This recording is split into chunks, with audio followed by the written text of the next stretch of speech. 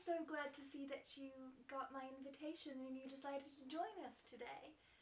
I would like to welcome you to the Quiet Riot, where we talk film, television and media with an emphasis on old movies, mysteries and nostalgic favorites.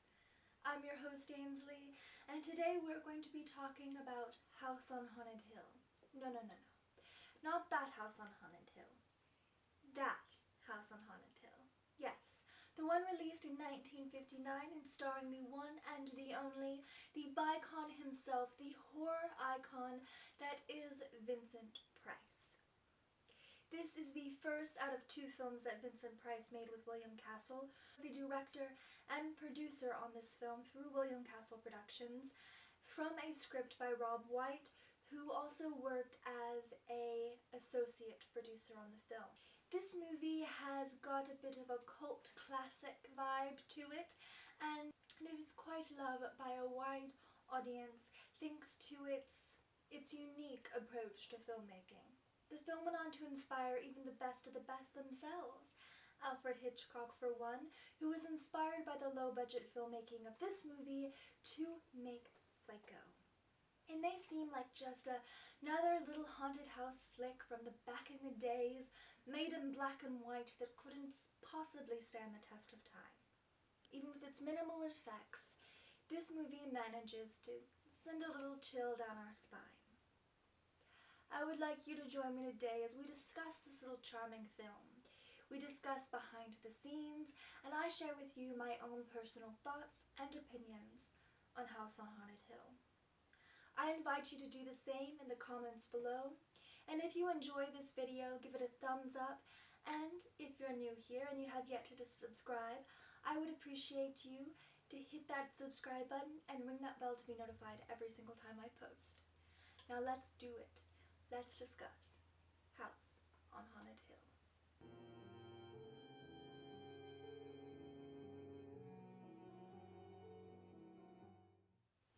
Cinematography was done by Carl E. Guthrie. The film was edited by Roy Livingston, and music was done by Von Dexter. The film was released in February 17th in 1959 and became the highest grossing film for William Castle Productions. Unfortunately, the film would quickly fall into the public domain, which means that it is no longer under copyright and anybody could do with it what they will. Which means that it is available for here on this platform, so if you want to go and check it out, where there is no ads, and you can also check it out on various different other streaming platforms as well, as there is no copyright. The film was made with an estimated budget of $200,000. And you may ask, Ainsley, how did they do this? And I'll tell you. The various props in the film were actually carnival haunted house props that were used to generate the horror and terror that one may feel when going to a haunt. This film itself also went on to inspire many other haunts and haunted houses around the US and abroad. The film stars Vincent Price as an eccentric millionaire who invites several guests to a rented haunted property, and if they were to make the night, they will win $10,000. Now, why would he possibly do this? Well, I did use the word eccentric to discuss it, but maybe it's because he has a plan, or maybe someone else has a little plan. We'll just have to wait to find out, shall we? The mansion that they are in has a little history of its own. The exterior shots of the house were filmed in the historic Inez House in Los Feliz, California, designed by Frank Lloyd Wright and built in 1924. Now, when I had previously tried to make this video and failed miserably, I had mentioned that I wasn't a big fan of the house. It just really wasn't my taste, especially when it came to the outer workings of a mansion. Now, my house itself was also built in the 1920s, but it has a lot more of a little working class charm, shall I say. This 1920s mansion in California has more of a Art Deco vibe, and if that's your thing, that's your thing, but it's not my thing. It just feels a little blah. for us that likes a little Victorian and old spooky vibe. The inside was shot on sound stages depicting the interior of the house in a combination of styles, including 1890s Victorian with gas chandeliers and sconces.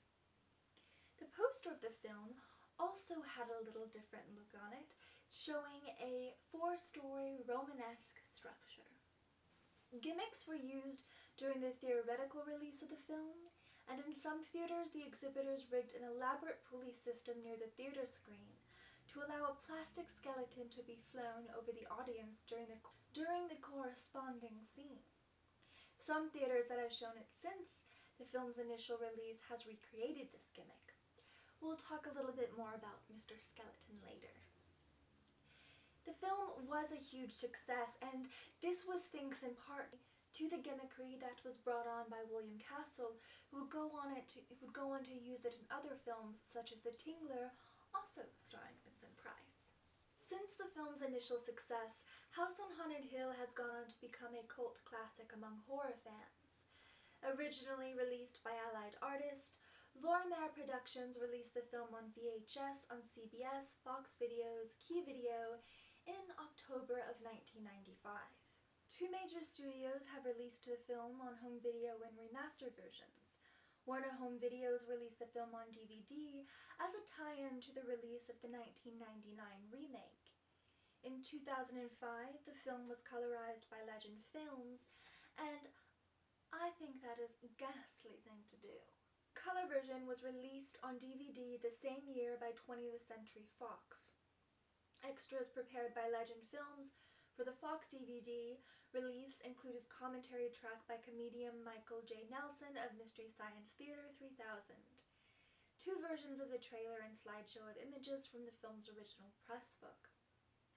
On the film's 50th anniversary, Johnny Legend released a DVD containing many extras, such as both the original trailer and TV spots, plus several William Castle and Vincent Price trailers, Carol Hallmark Profile, and Golden Age TV shows starring Price. Shout Factory released a Blu-ray in 2014 as part of the Vincent Price Collection 2. On September 28, 2011, William Castle's estate released an annotated screenplay from House on Haunted Hill, which is a copy of the shooting script, along with Castle's margin notes and the leather-bound style Castle used for his shooting script. It features introductions by Joe Dante and Castle's daughter Terry. A sequel novel was released in 2023 as a contemporary reimagining of the iconic Vincent Price horror film.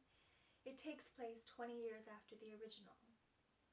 The film was reimagined in 1999, as previously stated, and this film was a lot more of that late 1990s, early 2000s to 2010 vibes, particularly that 2000 to 2005 time period, where everything was just a bit gauche. I'm just kidding. It's entertaining on its own, but it doesn't have the same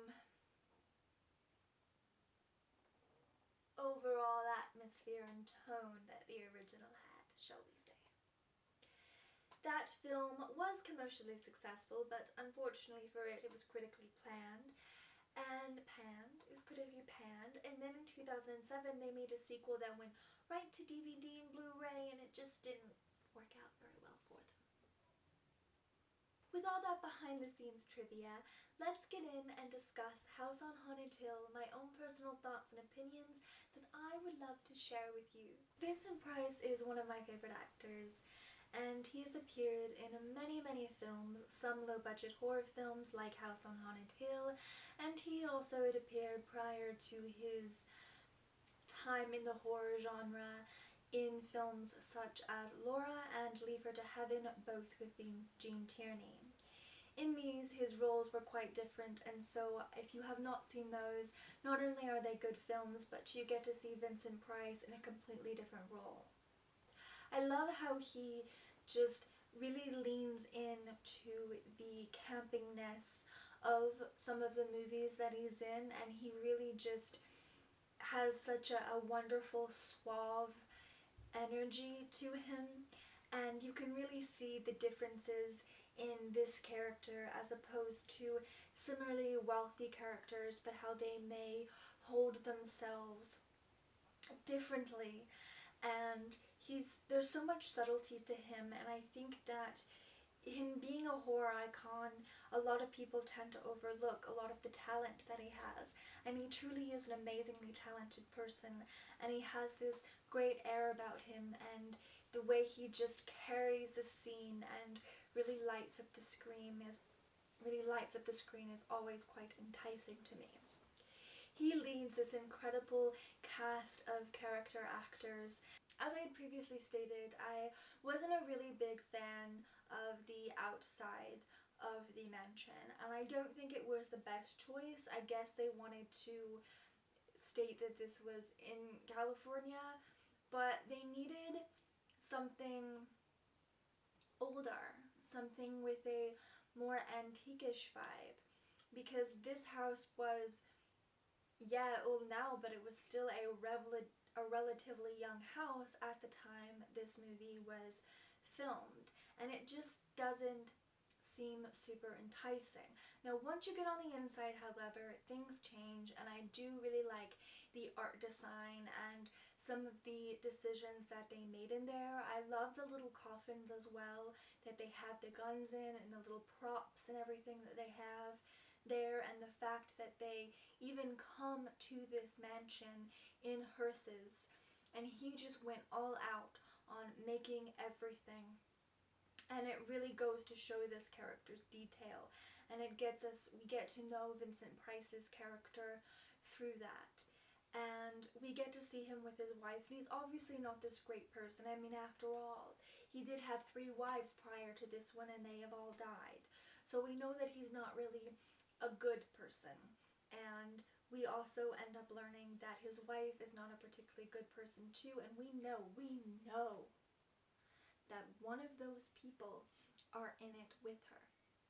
Now, when I watched it this last time, or not this last time, but the time before that, I had not seen it in a really long time, so I had personally kind of, I remember certain moments and scenes from it, and I didn't remember exactly how it ended, but when it came right down to it, I was thinking that it was like the good looking, like the younger guy.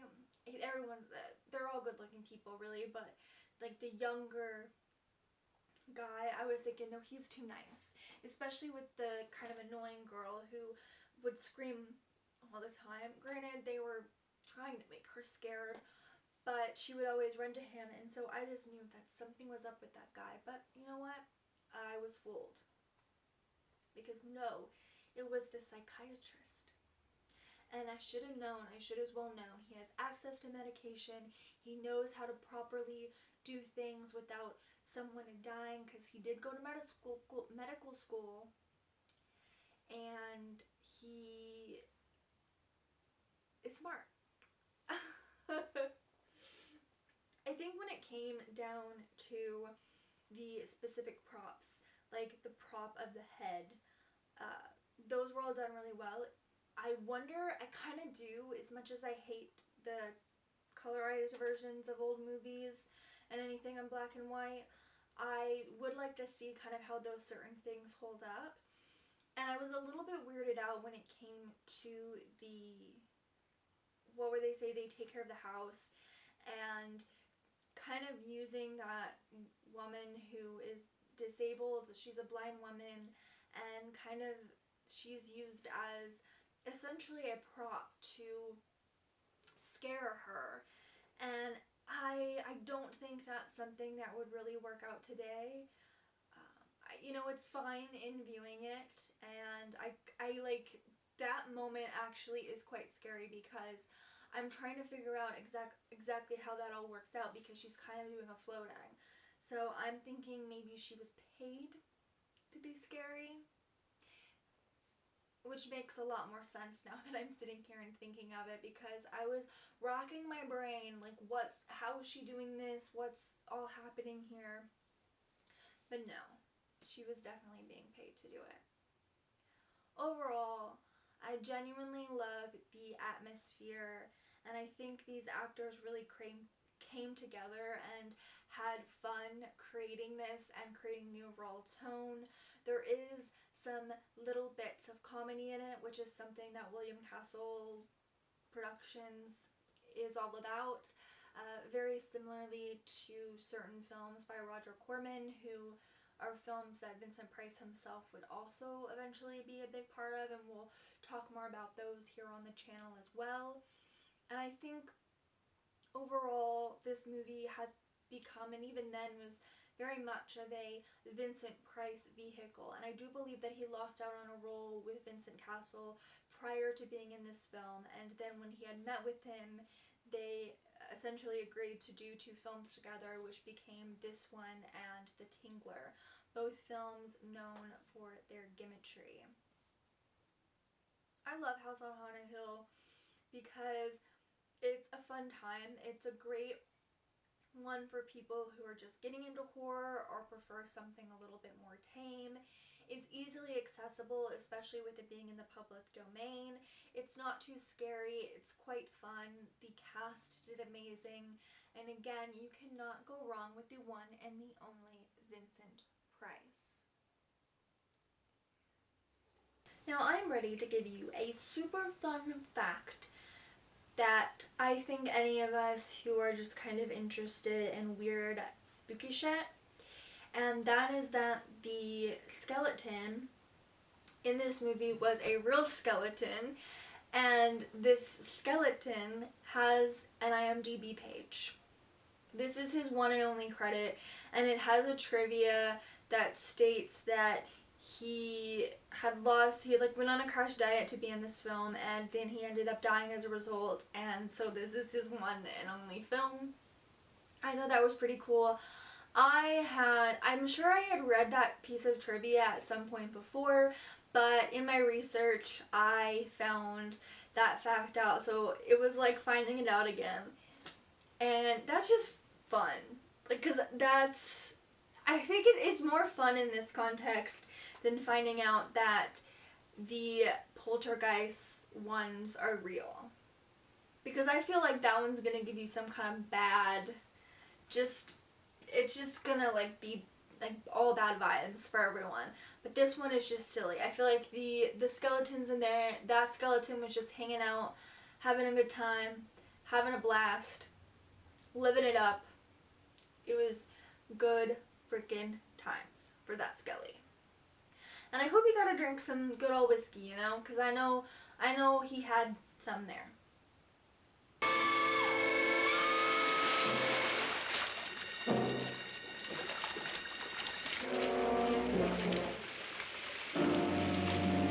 Thank you so much for taking the time out of your day to be silly with me as I tell you about one of my favorite low-budget horror films, House of Horror. I know there wasn't House of Horror? One of my favorite. Thank you so much for taking the time out of your day to listen to me be silly and talk about one of my favorite low-budget horror films, House on Haunted Hill, and one of my favorite actors, Vincent Price. If you really liked this or you want to see more of it, or little videos like this where I talk about just random movies like this, or you have any suggestions or things that you would like to hear more about, let me know in the comments below. If you saw this movie and liked it, or just have opinions of your own, let me know in the comments below. And if you liked this movie, give it a like and subscribe and ring that bell to be notified every single time I post. I would love to have you around here. I do have a few different videos that I will be filming in the coming weekend, so I'll be able to get a few more out. I'm pretty sure that I had said that before and things just haven't been working out right, but I really want to get a lot more as we get to the end of September, and I want October to be a pretty full month of just a bunch of spooky, silly things, as this is my favorite time of year. And yeah, so I hope you have a wonderful day. Thanks again, and I'll see you next time. Bye!